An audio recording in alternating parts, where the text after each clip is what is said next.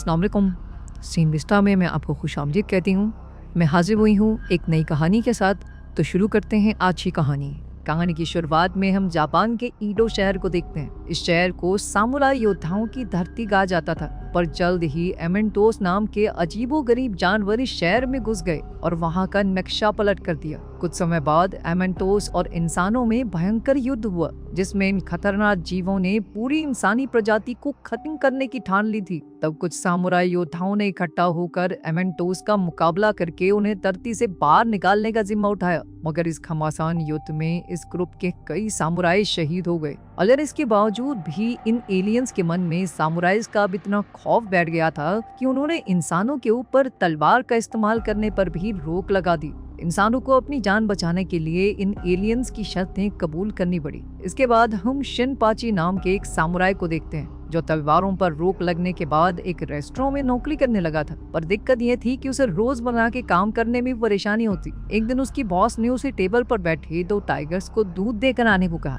पर एक टाइगर ने जानबूझकर शिनपाची को जमीन पर गिरा दिया और फिर उसी के ऊपर दूध को नीचे गिराने का इल्जाम लगाया। जब शिनपाची दूध साफ कर रहा था तो उस टाइगर एलियन ने उसे धक्का मारकर दूर फेंक दिया। ये देखकर वहाँ मौजूद एक और सामुराई जिनतोकी गुस्से से भर गया। जिनतोकी ने टाइगर की छाती पर जोरदार वार करके उसे बेहोश कर दिया। ये देखते ही दूसरा टाइगर समझ गया कि जिनतोकी एक सामुराई है, तो उसने जिनतोकी पर तलवार लेकर घूमने का इल्जाम लगाया। तब जिनतोकी ने कहा कि ये सिर्फ एक लकड़ी की तलवार है और उन दोनों को हराने के लिए काफी है। जल्द ही वो दोनों दोस्त बन गए और कागुरा नाम की एक लड़की के साथ मिलकर लोगों के छोटे मोटे काम करके अपना गुजारा करने लगे। एक दिन उन्हें एक अजीबोगरीब बीटल की खबर सुनी, जिसे ढूंढने पर ढेर सारा इनाम मिलेगा। अब वो तीनों इसे ढूंढने के लिए जंगल की ओर निकल पड़े, जहाँ उन्हें कोंदो नाम का एक आदमी दिखाई दिया। इस वक्त उसने अपना पूरा शरीर शहद से ढका हुआ था और वो जंगल में एक मूर्ति की तरह खड़ा हुआ था। असल में बीटल्स को शहद काफी पसंद है, इसी चक्कर में वो सोच रहा था कि वो बीटल जैसी उसके पास आएगा तो वो उसे पकड़ लेगा। खैर शिनपाची और उसके दोस्तों को यह तरकीब काफी बेवकूफी भरी लगी, इसीलिए वो बिना समय गवाए अपने मिशन के लिए आगे निकल पड़े। कुछ दूर जाने पर उन्हें एक और आदमी मिला, जो बीटल को ललचाने के लिए पेड़ों पर मेयोनीज लगा रहा था। आगे जाकर उन्हें एक पेड़ के ऊपर बहुत ही बड़ा बीटल लटका हुआ दिखाई दिया। ये साइज में उन्होंने जितना सोचा था उससे काफी ज्यादा बड़ा था, पर फिर भी कागुरा ने अपने जबरदस्त वार से उसे जमीन पर गिरा दिया। और तभी ये खुलासा होता है कि ये कोई असली बीटल नहीं बल्कि ओकीडा नाम का एक लड़का था, जो बीटल का भेष बनाकर लटका हुआ था, क्योंकि उसे भी बीटल को अपने पास बुलाना था। कुछ ही पलों में बीटल को ढूंढने वाले सभी लोग झुंड बनाकर वहां पहुंच गए। जल्द ही सबके बीच बहस छिड़ गई कि सबसे पहले बीटल को कौन पकड़ेगा। तभी अचानक वो गोल्डन कलर का बीटल उड़ता हुआ वहां आ गया, तो शिनपाची और उसके दोस्त सबसे पहले उसके पीछे दौड़े। उसी पल बाकी लोग भी उसके पीछे लग गए और जल्द ही वो जंगलों से होते हुए गांव में आ पहुंचे। तभी कोंडो की नजर टाय नाम की एक लड़की पर पड़ी, जिसके प्यार में वो बिल्कुल पागल था और इसीलिए वो अचानक से उसके पीछे भागने लगा। टाय दिखती तो बहुत मासूम थी, मगर असल में वो बहुत गुस्से वाली थी। जैसे ही कोंडो उसके करीब आया तो टाय ने बेसबॉल बैट से वार करके उसे दूर फेंक दिया। इसके बाद हम कोडूरो नाम के एक लड़के को देखते हैं। उसने युद्ध में उन सामुराइज का साथ भी दिया था। कोडूरो उस समय एलिजाबेथ नाम के अपने बड़े से पक्षी के साथ था कि उसकी नजर अपने पुराने दोस्त जिनतोकी पर पड़ी। उसने देखा कि जिनतोकी के पीछे कई आदमियों का झुंड लगा हुआ है। वो समझ गया कि जिनतोकी मुसीबत में है, तो उसने बीच में आकर उन लोगों की हड्डी पसली एक कर दी। उन सब ने अपने अपने हथियार निकाल लिए और जल्द ही भयंकर लड़ाई शुरू हो गई। कोडूरो पर उन सब ने मिलकर हमला किया, मगर कोडूरो ने अकेले ही उन सबको धूल चटा दी। इधर कोडूरो बीटल ढूंढने वाले बाकी सब लोगों को पीट रहा था और उधर जिनतोकी अपने दोस्तों के साथ दौड़कर बीटल के पास आ पहुंचा। अब उस सुनहरे बीटल के पास भागने का कोई रास्ता नहीं था और तभी अचानक तालाब में से मेंढक जैसी बहुत बड़ी मछली बाहर आई और बीटल को जिंदा निकल गई। ये देखकर वो तीनों काफी नाराज हुए, क्योंकि उनकी मेहनत पर पानी फिर गया था। उस रात नीजू नाम का एक आदमी कोडूरो के पास आया और कहने लगा कि मेरी तलवार तुम जैसे सामुराई योद्धा के खून की प्यासी है। जब कोडूरो ने उसकी तलवार देखी तो वो समझ गया कि ये कोई आम तलवार नहीं है, कुछ तो गड़बड़ है। कोडूरो ने नीजू की तलवार की वार से अपनी जान बचाने की कोशिश की, मगर नीजू ने एक ही वार में उसके टुकड़े कर दिए। अगले दिन ये खबर आग की तरह फैल गई। जब एलिजाबेथ ने अपने मालिक कोडूरो की लाश देखी तो वो तुरंत जिनतोकी और उसके दोस्तों से मदद मांगने पहुंची। उनके सवाल पूछने पर एलिजाबेथ फूट फूट कर रोने लग गई। अभी जिनतोकी को किसी ग्राहक की आवाज सुनाई दी तो वो उनसे मिलने पहुंच गया। उसकी मुलाकात तित्सुया नाम की एक आदमी से हुई जो अपनी बहन तित्सुयो के साथ आया था। तित्सुया को एक कान से सुनाई नहीं देता था, इसीलिए वो चिल्ला चिल्ला कर बातें करता था। वहीं उसकी बहन एकदम शांत बैठी थी। तित्सुया ने जिनतोकी को बताया कि उसके परिवार की बनाई हुई बेशकीमती तलवार चोरी हो गई है। उसने ये भी कहा कि इस तलवार के चांद की रोशनी में आते ही उसमें लाल रंग की चमक आ जाती है, मगर इंसान इस बेहद खतरनाक तलवार का इस्तेमाल नहीं कर सकते। जब तित्सुया के पिता ने तलवार बनाई थी तो उसके 1 महीने बाद ही उनकी मौत हो गई थी और तब से जिसने भी इस तलवार को छुआ उसकी मौत हो गई। तित्सुया का मानना था कि ये एक शापित तलवार है जो इंसानों की आत्मा को अपने कब्जे में कर लेती है। अब तित्सुया चाहता था कि जिनतोकी इस तलवार को ढूंढकर वापस लाए। तब जिनतोकी ने तित्सुया से कुछ सवाल पूछे, जिस पर उसकी बहन कहने लगी कि उसको जोर से बोलने में सुनता है, जिसके बाद वो उसके कानों के पास जाकर जोर जोर से चिल्लाने लगा। लेकिन ये तित्सुया का ठीक वाला कान था और उसने जोरदार मुक्का मारकर उसे धीरे बोलने को कहा। उधर एलिजाबेथ शिनपाची और काकुरा को उस पुल पर लाई जहाँ कोडुरो की हत्या हुई थी और उन्हें कोडुरो का खून से सना हुआ बैग दिखाया। फिर काकुरा ने कोडुरो का खून से सना बैग अपने बड़े से कुत्ते सादाहारू को सुंघाया और उस पर सवार होकर हत्यारे को ढूंढने निकल गई। उधर जिनतोकी तात्सुया से मिलने के बाद ओकीडा से मिला। ओकीडा ने उसे तलवारबाज के बारे में बताया जो शहर के लोगों की जान ले रहा है। उसने बताया कि उसकी तलवार में एक लाल चमक है और ये सुनते ही जिनतोकी समझ गया कि ये वही तलवार है जो तात्सुया के यहाँ से चोरी हुई थी। इधर शिनपाची और एलिजाबेथ अपनी खोज में जुटे हुए थे कि अचानक से एक गाँव वाला उनके सामने आया। उसे शिनपाची और एलिजाबेथ के इरादे ठीक नहीं लगे, इसीलिए उसने उन्हें यहाँ से चले जाने को कहा। लेकिन उसी पर नीजू ने वहां आकर अपनी तलवार से उस आदमी के टुकड़े टुकड़े कर दिए। तब एलिजाबेथ ने शिनपाची को बचाने की कोशिश की, मगर नीजू ने उसे भी मौत के घाट उतार दिया।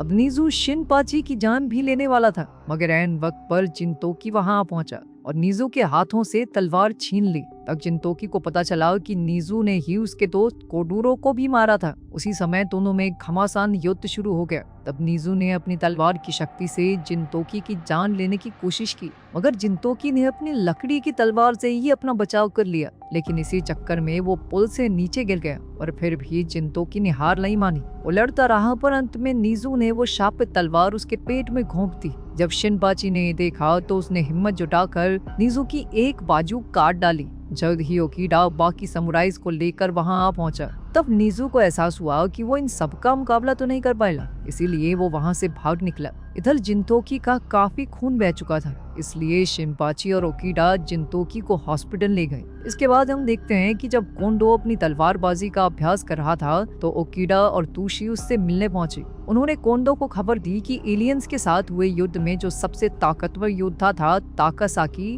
वो नीजू का साथी बनकर ईडो शहर में वापस आ गया है। उनका प्लान था कि वो बेहद खतरनाक योद्धाओं को इकट्ठा करके अपना ग्रुप बनाएंगे और फिर इस पूरी जगह पर कब्जा उनका।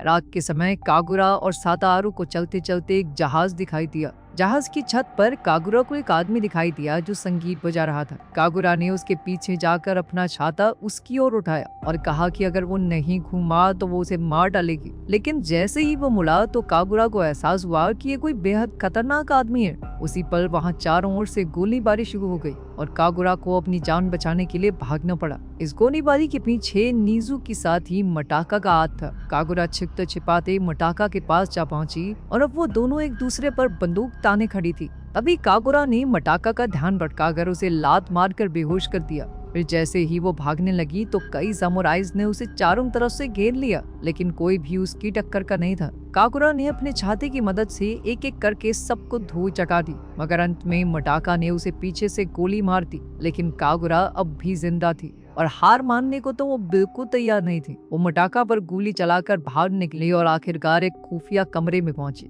जल्द ही मटाका वहां आ गई और उसने कहा कि अब कागुरा ने ये जगह देखनी है, इसलिए अब वो किसी भी कीमत पर उसे जिंदा नहीं छोड़ेगी। कुछ ही पलों में गोली चलने की आवाज सुनाई देती है। फिर अगली सुबह जिनतोकी की आंख खुली तो वो अपने घर में था और टाई उसकी देखभाल कर रही थी। टाई की जिम्मेदारी थी कि जब तक जिनतोकी पूरी तरह से ठीक न हो जाए वो अपने बिस्तर से न उठे। जिनतोकी शिनपाची और कागुरा की मदद के लिए जाना चाहता था, इसीलिए वो उठा भी, पर टाई ने अपने खास हथियार से उसे रोक दिया। वहीं दूसरी ओर शिनपाची सड़कों पर कागुरा को ढूंढ रहा था तो उसे सादा हारू मिल गया। सादा हारू उसे जहाज तक ले आया तो शिनपाची समझ गया कि कागुरा अंदर है। जब शिनपाची ने अंदर जाने की कोशिश की तो एक समुदाय ने उसे वहां से भगा दिया। तब शिनपाची ने जहाज में घुसने का एक नया प्लान बनाया, पर वो ये नहीं जानता था कि नीजू इस जहाज में मौजूद है। जहाज के अंदर मटाका नीजू से कह रही थी कि अब तो तुम्हारा हाथ कट गए। तो नीजू ने गुस्से में आकर उस खास तलवार की शक्तियों की मदद से मटाका को जकड़ लिया। कुछ देर बाद उसने मटाका को छोड़ दिया और कहा कि अपनी एक बाजू खोने के बाद भी वही सबसे ताकतवर है। उधर जिनतोकी के घर की घंटी बजी तो टाई ने दरवाजा खोला। दरवाजे पर तेत्सुको थी और उसकी आवाज सुनते ही जिनतोकी ने उसे अंदर आने को कहा और खुद घर से भागने की तैयारी करने लगा। पर तभी उसे कपड़ों में टाई का लिखा हुआ एक कागज मिला, जिस पर लिखा था, लौटते हुए मेरा छाता वापस जरूर ले आना। टाई पहले से ही जानती थी कि जिनतोकी बाहर जाने वाला है। अब जिनतोकी बाहर निकलकर सबसे पहले एक बूढ़े आदमी से मिला ताकि वो एक ताकतवर हथियार लेकर अपने दुश्मनों का मुकाबला करने जा सके। वो पहले ही बुरी तरह जख्मी था, इसीलिए अब उसे एक शक्तिशाली हथियार की जरूरत थी। तब बूढ़े आदमी ने उसे एक बड़ा सा फल दिया और कहा कि इसे खाते ही तुम्हारा पूरा शरीर रपड़ का बन जाएगा। लेकिन जिनतोकी को ऐसी शक्ति में कोई दिलचस्पी नहीं थी। तब वो बूढ़ा आदमी कहने लगा कि हाँ, तो ये फल भी नकली है। पागल बन गया, रबड़ का बन जाएगा। अब जिनतोकी के पास अपने दुश्मनों से जीतने के लिए कोई खास हथियार तो था नहीं, और फिर भी वो तेत्सुको की मदद के लिए निकल पड़ा। दूसरी तरफ उस जहाज पर कागुरा को सूली पर चढ़ाया जा रहा था। मताका और ताकेशी ने उससे पूछताछ करने की कोशिश की, मगर कागुरा ने अपने दोस्तों के बारे में एक शब्द तक नहीं बोला, बल्कि उसने उन सब पर ढेर सारी उल्टी कर दी। तब मताका ने गुस्से से भरकर एक बार फिर से कागुरा को गोली मारने के लिए बंदूक उठा ली। लेकिन इन वक्त पर शिनपाची वहां पहुंचा और उसने कहा कि वो कागुरा की जान बचा लेगा। जब मताका ने पूछा कि उसके साथी कहाँ हैं, तो शिनपाची ने कहा कि वो अकेला ही आया है। मताका अब उसे बुरी तरह पीटने के लिए आगे बढ़ी और उसी समय अचानक जहाज पर समुद्री डाकुओं ने हमला कर दिया और सभी लोग उनका मुकाबला करने में जुट गए। इसी मौके का फायदा उठाकर शिनपाची ने कागुरा को रिहा किया और फिर वो दोनों मिलकर कोडूरो की खोज में निकल पड़े। इधर शिनसुनगुमी के आदमी जहाज में घुस आए थे और उनका कैप्टन ओकिगा और तुशी के साथ बाहर ही रहा।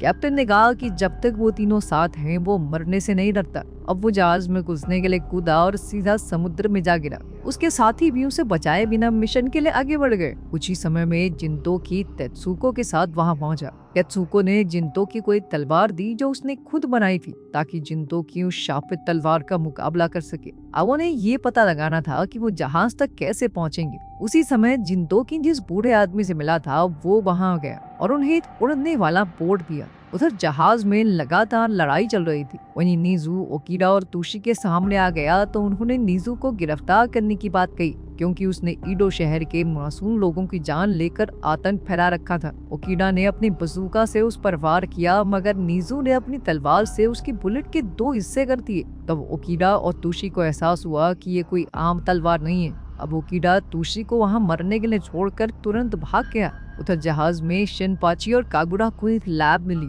जिसमें उसी शापित तलवार जैसी कई तलवारें रखी हुई थी। कुछ ही पलों में ताकासुगी वहां आ गया और उन्हें मारने के लिए दौड़ा। तभी एन वक्त पर एलिजाबेथ आई और अपनी चोंच से मशीन गन चलाकर ताकासुगी पर जबरदस्त हमला बोल दिया। ताकासुगी को फंसाकर उसने अपने दोस्तों को यहाँ से भाग जाने को कहा। तब ताकासुगी ने एलिजाबेथ का सर धड़ से अलग कर दिया और कोडूरो कॉस्ट्यूम से बाहर आ गया। उसे देखते ही ताकासुगी डरकर भाग निकला तो शिनपाची और कागुरा ने कोडूरो को उसका पीछा करने को कहा। वो दोनों खुद मटाका और ताकेशी का मुकाबला करने के लिए रुक गए।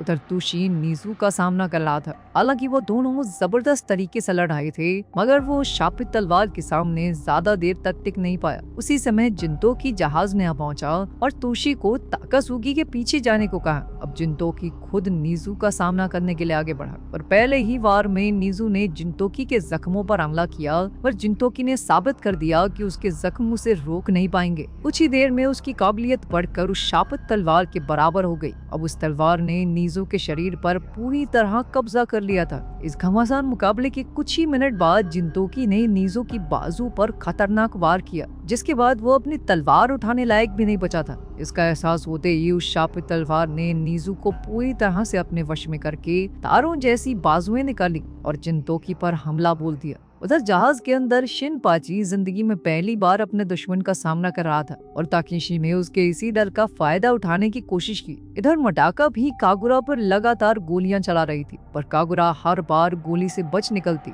वो इतनी तेज थी कि हवा में ही गोलियों को पकड़ लेती। फिर उसने मटाका को जमीन पर पटक दिया और जैसे ही वो उसकी जान लेने वाली थी तो नीजू छत से नीचे गिर गया। अब उसने एक वहशी परिंदे का रूप ले लिया था और जिंतोकी उसके चंगुल में फंसकर बेहोश पड़ा था। नीजू का अब अपने शरीर पर कोई कंट्रोल नहीं था और वो तलवार अब उससे अपने ही साथी ताकेशी पर हमला करवा रही थी। तब मटाका ने उस पर पलटवार किया, पर वो भी नीजू के हाथों मारी गई। अब नीजू का शरीर पूरी तरह से उस तलवार में समा चुका था। तब उसने अपने तारों से एक ब्लेड बनाया ताकि वो जिंतोकी की जान ले सके और उसी समय तेत्सुको ने भी अपनी बनाई हुई तलवार से उस पर हमला कर दिया। उसी समय कागुरा और शिनपाची ने नीजू को हराने में उसका साथ दिया, मगर नीजू ने फिर से आजाद होकर तेत्सुको पर हमला कर दिया। अपनी बहन की जान बचाने के लिए एन वक्त पर तेत्सुया सामने कूद गया और अपनी जान की बाजी लगा दी।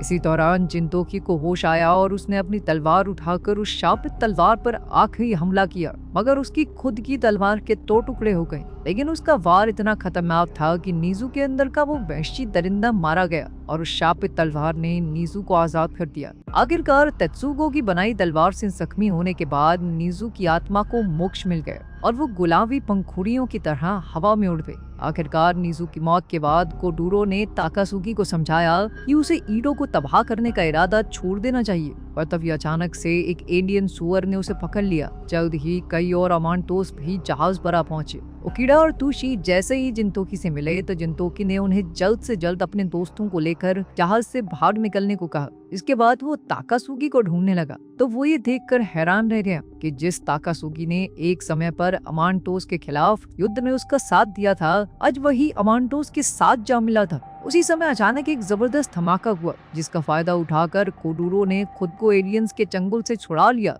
तभी मटाका और ताकेशी को होश आया और वो अपने साथियों को बचाने आए, पर ताकासुकी ने उन्हें यहाँ से निकल जाने को कहा, क्योंकि वो जानता था कि अंत में उसे जिंतोकी का सामना करना ही होगा और उसने ये मुकाबला पहले ही करने का फैसला किया। जल्द ही उन दोनों के बीच लड़ाई छिड़ गई, पर वो दोनों एक से बढ़कर एक थे। फिर उन्होंने तलवारें छोड़कर हाथों से लड़ने का फैसला किया। जिंतोकी ने अपने दुश्मन को पकड़कर एक मेटल प्लेट पर पटक दिया। इस खतरनाक वार के बाद उन दोनों में लड़ने की ताकत नहीं बची थी। खैर फिर भी जिंतोकी ने लड़ाई खत्म करने के लिए अपनी तलवार उठाई और अपनी बचपन के दोस्त को जान से मारने का फैसला किया, लेकिन वो कुछ पलों के लिए झिझक गया और तब ये एक नया धमाका हुआ। अब ताकेशी ताकासुकी को लेकर जहाज से उतर गया और कोडूरो ने जिंतोकी को बताया कि उसी ने वहाँ एक बम रखा था और अब कुछ ही पलों में ये पूरा जहाज तबाह हो जाएगा। तब कोडूरो जिंतोकी को घसीटकर समुद्र में कूद गया, लेकिन उसी वक्त एलिजाबेथ ने पैराशूट से आकर उनकी जान बचा ली। कुछ ही पलों में वहाँ जबरदस्त धमाका हुआ, इसमें पूरा जहाज तबाह हो गया। आखिरकार जिंतोकी और उसका दोस्त एलिजाबेथ के साथ सुरक्षित शहर में पहुंच गए। उम्मीद है कि आपको आज की हमारी स्टोरी पसंद आई होगी। मजीद वीडियोस के लिए हमारे चैनल को सब्सक्राइब कीजिए और बेल आइकन को प्रेस करना ना भूलिए, ताकि हमारी नई वीडियोस की अपडेट्स मिलती रहें। शुक्रिया।